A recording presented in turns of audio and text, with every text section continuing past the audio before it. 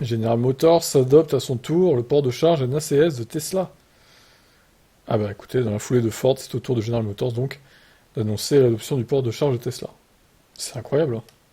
Alors là, c'est étonnant parce qu'au final, même en Amérique, ils avaient commencé à adopter largement le CCS combo. Et là, on dirait au final que c'est en train de tomber à l'eau, quoi. Au-delà des déclarations, le mouvement s'est enclenché. FreeWire a rapidement annoncé que son réseau de charge proposera des câbles compatibles à NACS en complément des actuels CCS.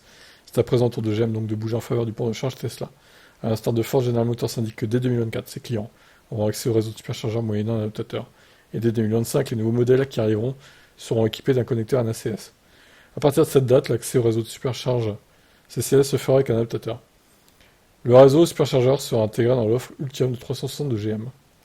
Bon, heureusement qu'il y a des adaptateurs. Bon, à quel prix vont être les adaptateurs? C'est ça la question.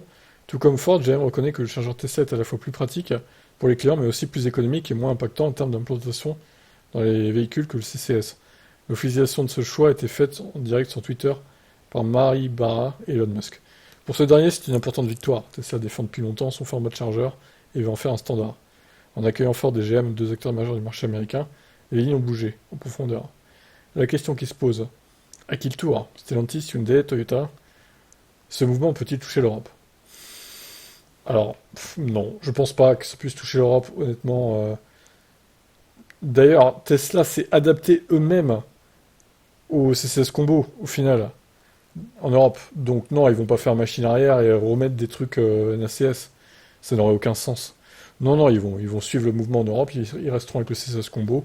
Par contre, aux États-Unis, ils vont tous se mettre. Alors peut-être pas tous, mais une grande partie va se mettre au truc de Tesla, quoi, en fait, hein. Ça va finir comme ça, hein.